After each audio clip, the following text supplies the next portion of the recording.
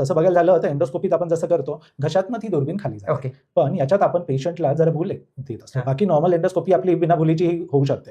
ते स्टमकमध्ये बघायचं यायचं 5 मिनिटं लागतात. ERCPला एनिवे बिटवीन 30 to 45 मिनिट्स लागू शकतात. तर त्याच्यात आपण पेशंटला पहिलं कम्फर्टेबल ठेवणं गरजेचं आहे, स्टेबल ठेवणं गरजेचं आहे. तर भूल दिली जाते पेशंटला. पूर्ण भूल असल्यामुळे पेशंटला काहीही प्रोसिजर आठवत नाही, कळत नाही, दुखत नाही, अनकम्फर्टेबल असं नाही होत.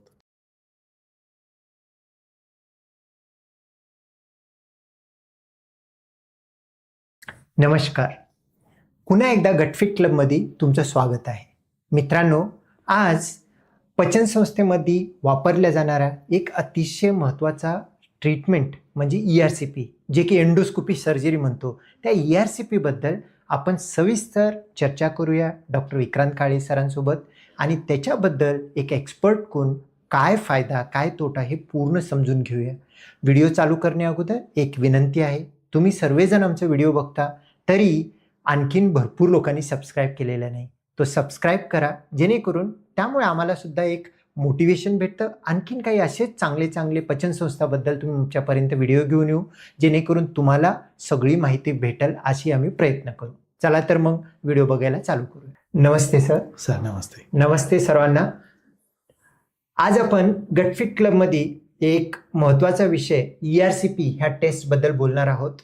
ERCP काय आहे, कसं केलं जाते, त्याचे काय प्रॉब्लेम आहेत, त्याच्यामधून फायदा काय, आणि बरेच लोक म्हणतात एंडोस्कोपीची सर्जरी करा, म्हणजे ERCPचं नेमकं सर्जिकल रोल काय, या सगळ्या गोष्टीबद्दल आपण सविस्तर चर्चा करूया. आणि आज आपल्यासोबत विक्रांत काळे सर ERCPचे एक्सपर्ट आहेत. सरांकडून आपण एक सोप्या मराठीमध्ये हे ERCP काय ह्याच्याबद्दल समजून घेण्याचा प्रयत्न करूया. नक्कीच सर. सर, आता ज्या वेळेला आपण डिस्कशन ERCP बद्दल करणार आहोत, तर नेमकं ERCP म्हणजे काय ह्याच्याबद्दल थोडक्यात सांगू शकाल का सर? अगदी सर, तुम्ही जसं म्हणालात एंडोस्कोपीने ऑपरेशन, सो आता ही कन्सेप्ट लोकांना ही हळूहळू समजत चाललेली आहे. जसं तुम्ही जसं लॅप्रोस्कोपीमध्ये निष्णात आहात सर, बाहेरून आधी ओपन सर्जरी व्हायचं, आता लॅप्रोस्कोपीने होतं. तसेच बऱ्याचशा गोष्टी एंडोस्कोपीद्वारे ऑपरेशन करणं चालू झालेलं आहे, आणि हे बरेचसे मागचे काही वर्ष चालू आहे. अशी काही खूप नवीन प्रोसिजर आहे असं नाही. एंडोस्कोपिक ऑपरेशन्स हे one of the most fast developing system आहे, फील्ड आहे. ERCP मागचे 40 वर्ष आहे, 40 वर्षांपासून होते आहे, हळूहळू डेव्हलप होत अगदी रिफाईंड अशी प्रोसिजर झालेली आहे. तर याचं बेसिक काय आहे तर ERCP, एंडोस्कोपिक रेट्रोग्रेड कोलॅन्जिओ पॅन्क्रिएटोग्राफी असं याचा फुल फॉर्म आहे.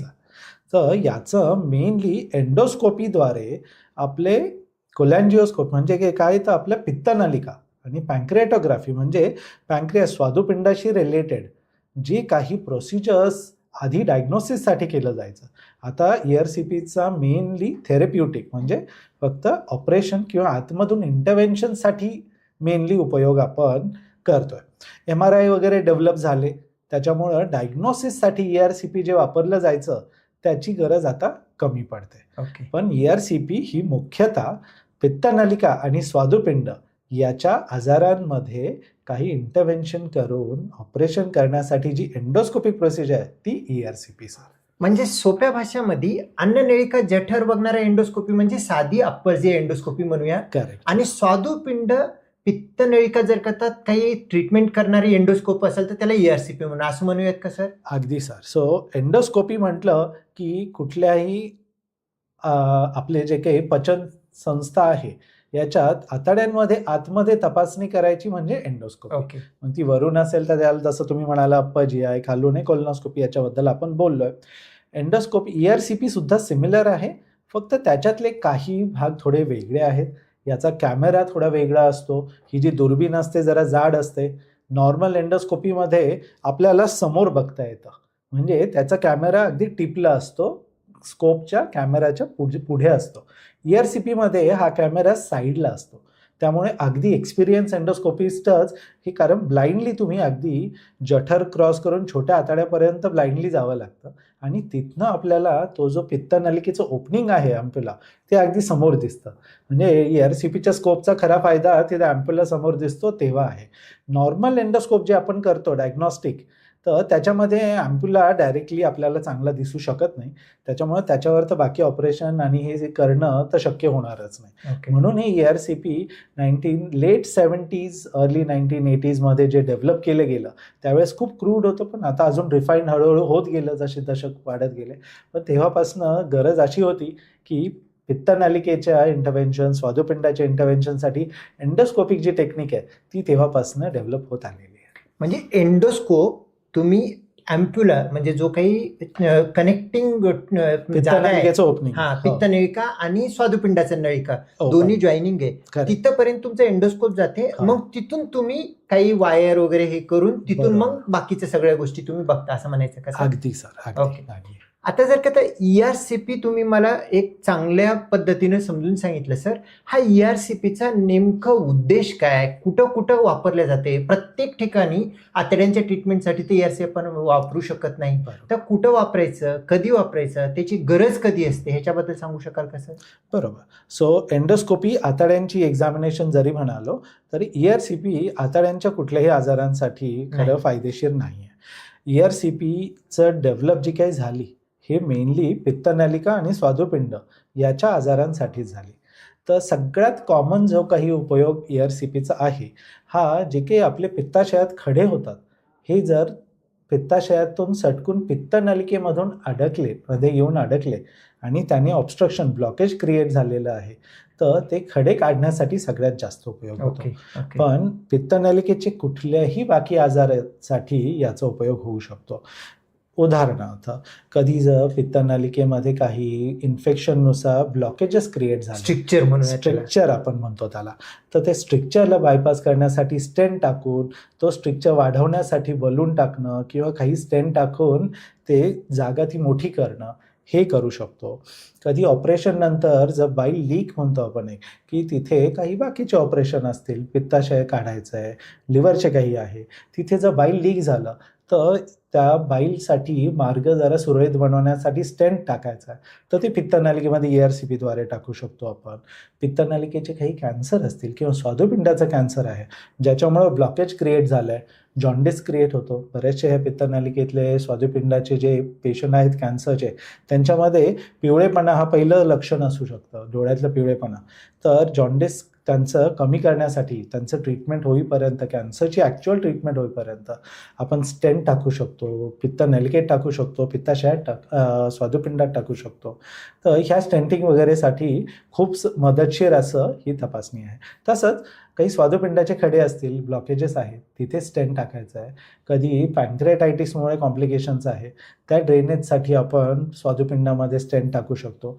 सो हे खूप सारे जे आधी सर्जिकली आपण थोडं इन्व्हेजिव्ह प्रकारात होऊ शकत होते, हे थोडं मिनिमली इन्व्हेजिव्ह सर्जरी आपण जे म्हणतो प्रत्येक गोष्टीमध्ये, तसं मिनिमली इन्व्हेजिव्ह पद्धतीने स्वादुपिंड किंवा पित्तनलिकेचे जे आजार आहेत त्यांच्या ट्रीटमेंटला ERCP ही खूप उपयुक्त आहे. ओके. म्हणजे ERCP हा स्वादुपिंड आणि पित्तनलिकेमध्ये होणारे ब्लॉकेज किंवा त्याच्या रिलेटेड ट्रीटमेंट आजार खूप मदतशीर. Okay, wonderful sir, wonderful. जर का आता ERCP अशी जर का आता ट्रीटमेंट असेल तर प्रत्येक ठिकाणी का बरं वापरू नये? म्हणजे वापरत असेल तर त्याचे काही धोके असतात का, त्याचे काही साईड इफेक्ट असतात का?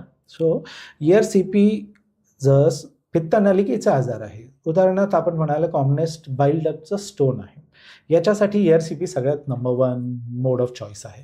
कारण त्याचे ऑप्शन्स दुसरे आपल्याला काय राहतात तर सर्जिकली करू शकतो. तर बाईल डक्ट जी पित्तनलिका आहे त्याची जागा, तिची साईज इतकी छोटी असते, ऑपरेशन करणं सर्जनसाठी ही बऱ्यापैकी चॅलेंजिंग असतो आणि डिफिकल्ट पण असतो. डिफिकल्ट आहे. पोस्ट ऑफ रिकव्हरीमध्ये कॉम्प्लिकेशन जास्त आहे. तर हे ERCPद्वारे एंडोस्कोपिक जर आपण स्टेंट टाकलं, स्टोन काढला तर हे मिनिमली इन्व्हेजिव्ह खूप सुरळीतपणे आणि अर्ली रिकव्हरी होणारी प्रोसिजर आहे. तसं आहे. पण जर तुम्ही पित्ताशयातल्या खड्यांसाठी ERCP करूया असं म्हटलं तर नाही होणार. नाही, ते भरपूर लोक म्हणतात की मला एंडोस्कोपीनं पित्ताशयाचं सर्जरी करून टाकायचं. सो ती अजून मॉडॅलिटी अजून झालेली नाही. आम्ही एंडोस्कोपिस्टने ते टेक ओव्हर नाही केलं सर. पित्ताशय हे पित्तनलिकेला जॉईन असतं सर. पण पित्ताशयात एंडोस्कोपीने जाऊन आपण ते खडे काढू शकत नाही किंवा पित्ताशयाला आपण हात लावू शकत नाही. फक्त पित्त नलिकेपर्यंत लिमिट आहे ERCPचं. पित्ताशयाला काही करू शकत नाही. ओके. कधी कधी काही स्ट्रिक्चर्स जे असतात ते लिव्हरमध्ये खूप प्रॉक्झिमली म्हणजे अगदी लिव्हरच्या वरती. आतमध्ये असतात, तर तिथेही ERCPने स्टेंट टाकणं शक्य होत नाही. तिथे बाकीच्या पद्धतीने ultrasound guided, intervention radiology guided किंवा सर्जिकली बाकी बायपास करणं गरजेचं ठरतं. तर अशा काही गोष्टींमध्ये पित्तनलिकेच्या मोस्ट ऑफ द गोष्टी ERCPने सॉर्ट आउट होऊ शकतात, पण काही लिमिटेशन नक्की आहेत. त्यामुळे MRCP करून पेशंटची हिस्ट्री बघून आपल्याला डिसाईड करावं लागतं की नेमकं पेशंट कशासाठी सुटेबल आहे. Sir okay. अतिशय सुंदर सर. इनफॅक्ट ही गोष्ट इतकीच खरी आहे. ERCP हा मेडिकल फील्डसाठी वरदान आहे. कारण जितकं आम्ही पहिलेच बिईंग अ सर्जन म्हणून पहिलेचे जे काही कॉम्प्लिकेशन बिलिरी ट्रॅक पॅनक्रियाजला अननेसेसरी हँडल करून व्हायचे, ERCP आल्यानंतर ते जवळपास नाहीसं झालं. आणि ERCP हे एक इतका चांगला मोडॅलिटी आहे. गरज असलेल्या ठिकाणी जर का थेरपेटिक वापरलं, त्याचे उपयोग, त्याचे फायदे भरपूर होतात. सर, ज्या वेळेला आपण एका गोष्टीला बोलतो की एका नाण्याची एक बाजू बोलतोय की खूप चांगलं आहे म्हणून, त्याची दुसरी बाजू सुद्धा तितकंच महत्वाचं आहे समजून घेणं. तर सर, एक ERCP एक्सपर्ट म्हणून तुम्ही ज्या वेळेला ERCP करता, तर ERCP मध्ये संभाव्य धोका खूप कमी असतो, पण त्याचा एक रिस्क पॉसिबल असतो. तर एक ERCP प्रोसिजर करत असताना काय काय धोका पॉसिबल असतात किंवा कॉम्प्लिकेशन असतात किंवा गुंतागुंती होण्याची शक्यता असतात, त्याच्याबद्दल थोडक्यात सांगता का? कारण एखाद्याने प्लॅन करत असेल तर त्यांना त्याची सुद्धा माहिती असणं खूप गरजेचं आहे. कारण ERCP इतकी रिफाईंड प्रोसिजर झाली ओव्हर द इयर्स, खूप सेफली केली जाते तसं, पण तरीही कॉम्प्लिकेशन्स आहेत. आधीपेक्षा बाकी सर्जिकल अजून इन्व्हेजिव्हमुळे जे काही कॉम्प्लिकेशन होते त्याच्यापेक्षा कमी, पण तरीही आहेत. सो ही शेवटी ऑपरेशनच आहे. मिनिमली इन्व्हेजिव्ह असलं तरीही सर्जरी बिना टाक्याची आहे, आतमधून आहे. आणि इनफॅक्ट कधी कधी तर सर्जरीपेक्षा जास्त कॉम्प्लिकेटेड आहे. कारण सर्जिकली आपल्याला ज्यावेळेस ऑपरेशन करतो बऱ्यापैकी ॲक्सेस असतो गोष्टींना. इथे 1 मीटर लांब आपलं ऑपरेटिव्ह फील्ड आहे. सो एंडोस्कोपिस्ट तिथे उभा आहे, सर्जरी पोटात तिथे चालू आहे आणि तिथे कंट्रोल आपला पूर्ण इन्स्ट्रुमेंटने 100% असणं शक्य नाही. हे रिमोट कंट्रोलची गाडीवरती खेळल्यासारखं तसंच आहे. पण तरीही इन्स्ट्रुमेंट्स खूप रिफाईंड आहेत सर. तर सर्जरीमध्ये जसे युज्युअल कॉम्प्लिकेशन्स असतात, ब्लिडिंग झालं, काही तिथल्या बाकीच्या अवयवांना इजा होणं, ओपनिंग जी आहे स्वादुपिंडाच्या डक्टची आणि पित्तनलिकेची ती एकत्रच असते, त्यामुळे स्वादुपिंड खूप जवळ असतं त्या ओपनिंगच्या. तर कितीही स्मूथ ERCP झाली तरी कधी कधी पॅनक्रियाजला स्वादुपिंडाला इरिटेट होतं, पॅनक्रियाटायटिस होऊ शकतो, पित्तनलिकेचे इन्फेक्शन्स आपण बघतो. ह्या सगळ्यांची रिस्क जरी कमी असेल, लेस दॅन 5% आपण म्हणतो, तरीही प्रत्येक पेशंटला आपण ही सांगितल्याशिवाय आपण पुढे जात नाही. ERCPमुळे बाकी पण आहे, इन्फेक्शन वगैरे तर झालं, पण खूप सूज असेल तर ERCP 100% प्रत्येक वेळेस पॉसिबल होते असंही नाही. कधी कधी जर आपल्याला ती जी इतकं छोटंसं ओपनिंग आहे बाईल डक्टचं त्याच्यातनं आतमध्ये ॲक्सेस नाही मिळाला तर अजून थोडं बाकीचे ॲडव्हान्स थेरप्युटिक्स करण्याची गरज पडू शकते. कधी एंडोस्कोपिक अल्ट्रासाऊंडला आपण प्रेफर करतो, कधी सर्जिकल प्रेफर करतो. तर ह्याही गोष्टी पेशंटला समजून सांगून आपण पुढची स्टेप घेत असतो. तसं आहे सर. ओके. म्हणजे कॉम्प्लिकेशन मध्ये ब्लिडिंग म्हणा किंवा पॅनक्रियाटायटिस, प्रोसिजर किंवा करायला गेलो प्रोसिजर नाही झालं, इन्फेक्शन म्हणा. पण हे सर, हे कॉम्प्लिकेशन खूप दुर्मिळ आहेत, क्वचितच बघायला भेटतात एका एक्सपर्टमध्ये. कारण सर, गेल्या जवळपास 5 वर्षापासून तुमच्यासोबत मी बघतोय ERCPचं. कधीच असं आम्हाला बघायची गरज नाही पडली, पण इट इज इम्पॉर्टंट की सगळ्यांना माहिती राहावं, ती गोष्ट आहे. सर, आता एखाद्या पर्सनला, आता तुम्ही सांगितलं की गॉल ब्लॅडर स्टोन उतरून पित्ताशयाच्या नळीमध्ये अटकला, त्या कंडिशनमध्ये ERCP लागतं. हा एक सगळ्यात कॉमन होणारी प्रोसिजर तुम्ही सांगितलं. सर, नेमकं प्रोसिजर कसं केलं जाते थोडक्यामध्ये सांगता का, जेणेकरून प्रत्येकाला तिची आयडिया राहते? सो ERCP अगदी तसं बघायला झालं तर एंडोस्कोपीत आपण जसं करतो घशातनं ती दुर्बीण खाली जाते. ओके. पण याच्यात आपण पेशंटला जरा भूल देत असतो. बाकी नॉर्मल एंडोस्कोपी आपली बिना भुलीची होऊ शकते. ते स्टमकमध्ये बघायचं यायचं 5 मिनिटं लागतात. ERCPला एनिवे बिटवीन 30 to 45 मिनिट्स लागू शकतात. तर त्याच्यात आपण पेशंटला पहिलं कम्फर्टेबल ठेवणं गरजेचं आहे, स्टेबल ठेवणं गरजेचं आहे. तर भूल दिली जाते पेशंटला. पूर्ण भूल असल्यामुळे पेशंटला काहीही प्रोसिजर आठवत नाही, कळत नाही, दुखत नाही, अनकम्फर्टेबल असं नाही होत. तेच पेशंटला एकदा भूल दिली गेली, ॲनेस्थेटिस्ट आपले कलिग्स असतातच सोबत, त्याच्यानंतर ती जी ERCPचं दुर्बीण आहे ही आपण घशातनं खाली अन्ननलिका, जठर आणि तिथून पुढे छोट्या आतड्याची जी सुरुवात duodenum, second part of duodenum आहे, जिथं आपलं पित्तनलिकेची ओपनिंग आहे, अँप्युला म्हणतो आपण, तिथपर्यंत दुर्बीणने आपल्याला नॅव्हिगेट केलं जातं. सो तिथपर्यंत गेलं की मग त्याच्यानंतर आपल्याला आपले बाकी फ्लोरोस्कोपी किंवा सियाम म्हणजे एक्सरे टेक्निक्सने त्याच्या पुढचं सगळं ॲनालिसिस करणं गरजेचं असतं. सो ती जी छोटं ओपनिंग आहे एक अराउंड 1 मिलीमीटरचं ओपनिंग असतं सर. त्याच्यातनं आपण पित्तनलिकेमध्ये स्मार्टली वायर घालतो. आता ती ओपनिंग आपण जसं म्हणालो स्वादुपिंडाची ओपनिंग आणि पित्तनलिकेची ओपनिंग अशी दोन्ही एकत्रच आहे. तर बरोबर पित्तनलिकेमध्ये वायर घालणं खूप केअरफुली जमलं पाहिजे, कारण जर वायर स्वादुपिंडामध्ये गेलं तर पॅन्क्रियाटायटिसची रिस्क वाढते. त्याच्यामुळे स्मार्टली जी काही पित्तनलिका आहे त्याच्यात ती वायर एकदा घातली तर ते आपण एक्सरेनी कन्फर्म करतो, कारण पित्तनलिका एवढी छोटी आहे. त्याच्यातही आता नवीन नवीन स्कोप्स निघालेत, आपण त्याच्याबद्दल बोलूया की ERCPच्या स्कोपमधून दुसरा एक बेबी स्कोप आपण पित्तनलिकेमध्ये कोलॅन्जिओस्कोपी म्हणतो. तर तो बेबी स्कोप कोलॅन्जिओस्कोपी आपण तिथे घालू शकतो. पण युजली ERCPमध्ये फक्त वायर घातली जाते, एक्सरेनी त्याचा गायडन्स घेतला जातो. पित्तनलिकेमध्ये आहे हे कन्फर्म केलं तर आपण पित्तनलिकेला जास्त हायलाईट करण्यासाठी कॉन्ट्रास्ट असतो, तर तो कॉन्ट्रास्ट पित्तनलिकेमध्ये टाकला जातो, त्याने पित्तनलिका पूर्ण हायलाईट होतं. मग त्याच्यात काही स्टोन असतील, स्ट्रिक्चर असतील तर हे खूप क्लिअरली आपल्याला दिसून येतं. त्याला आपण कोलॅन्जिओग्राम म्हणतो. एकदा स्टोन्स वगैरे कळालं तर त्याच्यानंतर ते पित्तनलिकेची जी ओपनिंग छोटीशी आहे 1 मिलीमीटर आपण म्हणालो, तर त्याच्यात नंतर तो काही स्टोन खाली येणार नाही आहे, त्यामुळे ती ओपनिंग मोठी करणं गरजेचं असतं. तर त्याला स्पिंक्टरॉटॉमी ही अशी एक प्रोसिजर आपण म्हणतो. त्याच्यात हा जो स्पिंक्टर आहे ओपनिंग त्याला मोठं केलं जातं, त्याचं तोंड उघडलं जातं. तर ती मोठं केलं की मग ते स्टोनला आपण बलून्स वगैरे आहेत वेगवेगळे इक्विपमेंट्स, त्याने आपण ते स्टोनला खाली ओढून काढलं जातं. आणि एकदा ते ब्लॉकेज रिलीज झालं की त्याच्यानंतर काही दिवसांसाठी सूज कमी होण्यासाठी, इन्फेक्शन्स कमी होण्यासाठी, मोस्ट ऑफ द टाइम्स त्यांना गॉल ब्लॅडरमध्ये स्टोन्स असतात, पुढचं स्टोन्स अजून पडून परत ब्लॉकेज होऊ नये म्हणून आपण पित्तनलिकेमध्ये काही दिवसांसाठी एक टेम्पररी प्लास्टिकचं स्टेंट ठेवला जातो, एक छोटीशी नळी ठेवली जाते, जेणेकरून बाईलचं फ्लो अगदी सुरळीतपणे चालतो, सूज कमी होते, इन्फेक्शन कमी होतं आणि एक ते 4 ते 6 आठवड्यांनी ती नळी काढून टाकली जाते. सो ही एक ओव्हरऑल सगळ्यात टिपिकल ERCP जे म्हणाल सर, तर त्याची ही प्रोसिजर आहे. वंडरफुल सर, एकदम सोपी आहे. पण ह्याच्यामधून एक गोष्ट कळालं सर, ह्याच्यामध्ये एक्सपर्टी खूप गरजेची आहे. ERCP मशीन चांगली आहे आणि एक्सपर्ट जर करता चांगला असेल त्याचे कॉम्प्लिकेशन कमी होतील, कारण इतकुसं छोट्या होलमधून वायर टाकायचं आहे आणि बाजूच्या घरी नाही जायचं आहे, बरोबर पित्ताशयाच्या नळीमध्ये जायचं आहे, म्हणजे एक्सपर्टी 100% लागतं. त्यामुळे ERCP करायची गरज असेल तर एक्सपर्टच्या अंडरमध्ये केलं तर धोके कमी होतात असं म्हणू शकतो का? नक्की सर. आणि बिलियरी अॅनाटॉमी जी आहे, हे जे काही बाईल डक्ट इन्सर्शन जे आपल्याला आहे तिथनं त्यातली इतकी व्हरायटी आहे की बाईल डक्टचे इन्सर्शनचेच खूप प्रकार आहेत.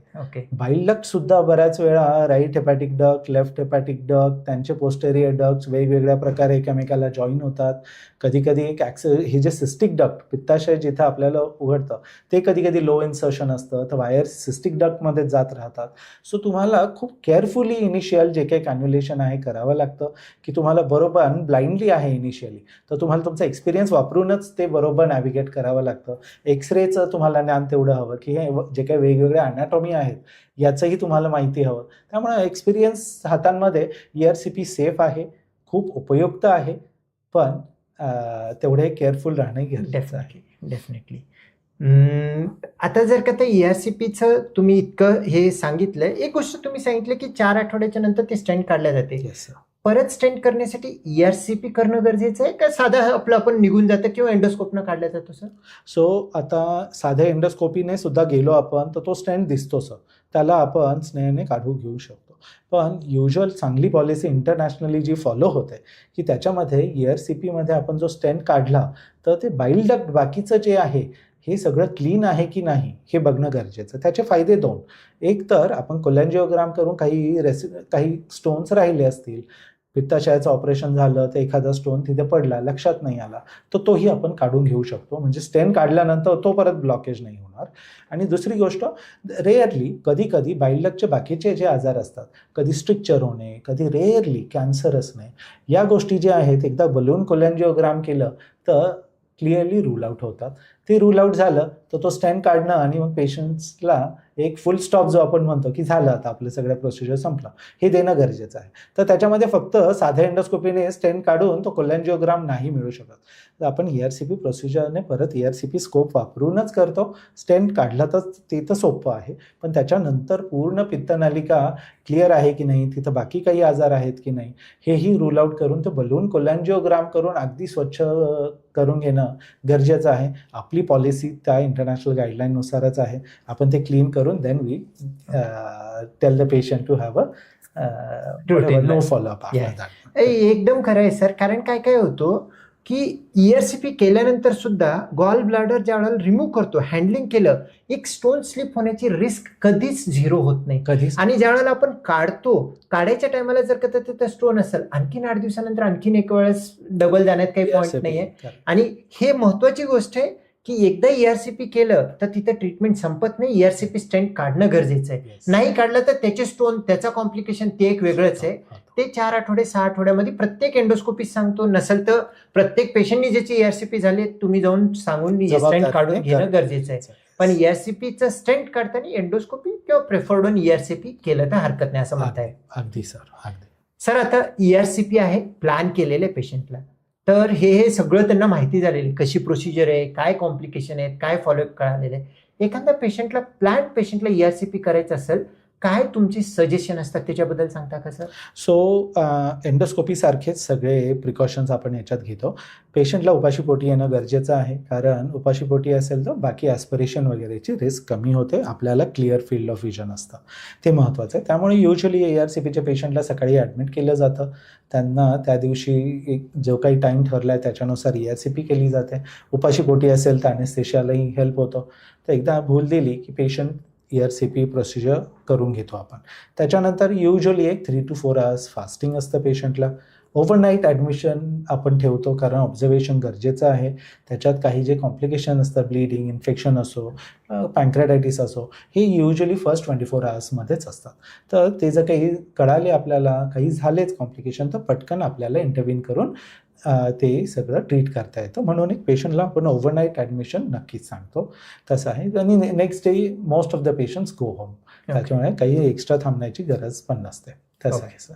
एक पेशंटला ERCP झाली तर पोस्ट ऑप कसा असतो त्यांचा? ERCP झाल्यानंतर कधी खायचं, कधी डिस्चार्ज होऊ शकतो, किंवा पोस्ट ऑप मध्ये एखादा पेशंट डिस्चार्ज होऊन गेला तर काय इमर्जन्सीसाठी त्यानं वापस तुमच्यापर्यंत किंवा जिथं हॉस्पिटलमध्ये तुम्ही ERCP केलं तिथं कधी पोहोचायचं, ह्या गोष्टीबद्दल थोडाफार सांगता का सर? बरोबर. सो बाकीच्या ऑपरेशनपेक्षा ERCPची रिकव्हरी खूप लवकर होते. ओके. तसं आहे. सो युजली 3-4 तासामध्ये आपण त्यांना पहिलं पाणी देतो, त्यानंतर सॉफ्ट डाएट दिली जाते, आणि ते टॉलरेट असेल तर he can have full meals after that. तसं आहे. आपण त्यांना सलाईन नक्की देतो. सलाईन नेसेसरी आहे डिहायड्रेशन प्रिव्हेंट करायला. पोस्ट ERCP पँक्रेटायटिससुद्धा ते सलाईनचे जे इन्फ्युजन आपण देतो त्याने कमी होतात. काही पेन असेल तर पेन रिलीफ दिली जाते. त्याच्यामुळं ती रिकव्हरी एक 24 आवर्समध्ये झालं की पेशंटला आपण घरी पाठवू शकतो. घरी गेल्यानंतर किंवा फर्स्ट 24 आवर्समध्ये आपण हॉस्पिटलमध्ये काय मॉनिटर करतो की पेशंटला काही पोट दुखतं आहे का, सिव्हिअर ॲब्डॉमिनल पेन, की ताप वगैरे येतो आहे का, उलटी आहे का, ह्या 3 गोष्टी. दुसरी अजून एक रेअर आहे ब्लिडिंग कधी असेल, जे ॲक्च्युअल प्रोसिजरच्या वेळेस दिसलं नाही. कधी कधी डिलेड ब्लिडिंगची ही थोडीशी रिस्क असते. बाकीच्या मोस्ट ऑफ द ब्लिडिंग आपल्याला डायरेक्ट दिसतं, आपण तिथल्या तिथं ते थांबवू शकतो. कधी कधी डिलेड ब्लिडिंग होऊ शकतं, तर त्याने मध्ये मग त्याच्या नेक्स्ट डेला 2 दिवसांनी ब्लॅक स्टूल्स होणे, म्हणजे काळी संडास होणे, एक दिन टार अगदी असं कोळसा तसं अगदी डार्क कलर्ड स्टूल्स येणं, हे आपण पेशंटला सांगतो की थोडंसं वॉचफुल राहायचं. कधीही काही वाटलं, जास्त दुखत असेल तर आपल्या हॉस्पिटलला 24/7 कॅज्युअल्टी ओपन असते. कधीही हॉस्पिटल येणं, अर्ली आपण ते जे काही पेन आहे, इन्फेक्शन आहे ट्रीट केलं तर तेही कॉम्प्लिकेशन्स अगदी सुरळीतपणे हँडल होऊ शकतात सर. ओके. अतिशय उत्तम सर. इतकं चांगलं थोडक्यामध्ये ERCP बद्दल सांगितलं. एक समराईज फॉर्ममध्ये उद्याच्या एखाद्याची ERCP करायचं आहे किंवा करणार आहेत असं काहीतरी असेल त्याच्याबद्दल ERCP बद्दल काही एखादा संदेश देऊ इच्छिता का सर? सो श्रोते होपफुली तुम्हाला आतापर्यंतची इन्फॉर्मेशन हेल्पफुल वाटली आहे. ERCP ही आपल्या पित्तनलिकेतले मेनली पित्तनलिकेतले खडे असो, बाकी स्ट्रिक्चर्स असो, इन्फेक्शन असो, याच्यासाठी केली जाणारी एंडोस्कोपिक सर्जरी असं समजा. ही सेफ आहे, याच्यामध्ये रिकव्हरी खूप चांगली होते, याच्यामुळं बाकीचे इंटरव्हेन्शन जे काही सर्जरी वगैरे लागण्याची गरज कमी पडते. याचे मायनरचे जे काही कॉम्प्लिकेशन आहे हेही आपण गो थ्रू केलेले आहेत.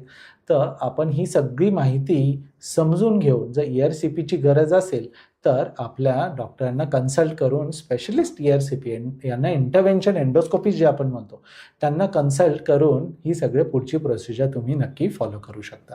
Wonderful sir. आपलं नेहमीचं लास्टला एक काहीतरी शब्द सांगा, ज्यांनी हे 20-25 मिनिटाचं व्हिडिओ बघितलं, त्याला समजलं, त्याला फायदा वाटला असेल, टाईप केलं तर आपल्याला पण कळलं की पूर्ण त्यांनी बघितलं म्हणायचं. बरोबर. सो श्रोते जर तुम्ही शेवटपर्यंत आमच्यासोबत असाल इथे तर कमेंट बॉक्समध्ये ERCP हा वर्ड टाईप करा. याने आम्हाला थोडं अप्रिशिएशन मिळाल्याचंही समाधान येईल. नक्कीच आणि सर. अजूनही बाकी जर काही तुमचे प्रश्न असतील ERCP बद्दल, बाकीच्या काही गॅस्ट्रो रिलेटेड प्रॉब्लेम्स बद्दल तर इथे कमेंट बॉक्समध्ये नक्की लिहून आम्हाला पाठवा. चलो सर, ओके. धन्यवाद सर. चलो, खूप धन्यवाद. सुंदर आणि खूप चांगलं होतं. धन्यवाद श्रोतेहो, धन्यवाद. पूर्ण व्हिडिओ बघितल्याबद्दल मनपूर्वक धन्यवाद. तुम्हाला हा माहिती कशी वाटली ह्याबद्दल कमेंट बॉक्समध्ये टाईप करू शकता. तुम्हाला चांगलं वाटलं असेल तर ERCP टाईप करू शकता. आणि असेच आमचे व्हिडिओ अबाधितपणे बघण्यासाठी आमचा चॅनल गटफिट क्लब सबस्क्राईब करा, जेणेकरून पुढचा येणारा व्हिडिओ तुम्हाला अबाधितपणे बघायला भेटेल. आणि हा व्हिडिओ आवडला असेल, ज्याला ERCP गरज आहे किंवा एंडोस्कोपिक सर्जरीबद्दल समजून घ्यायचं आहे, त्यांना हे शेअर करा, जेणेकरून त्यांना मदत होईल. आणि व्हिडिओला लाईक करायचं विसरू नका. धन्यवाद.